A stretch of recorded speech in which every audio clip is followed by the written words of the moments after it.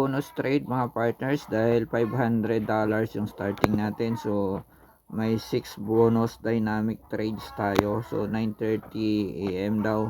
So 9:29 na. So walang code na ika-copy paste dito. So click lang natin yung invited me. Tapos bababa lang tayo. Yan. Tapos i-click lang natin yung confirm to follow the order. So wala na siyang code. I-click lang confirm to follow the order. Yan. So ito lang, lagyan natin ng lapis.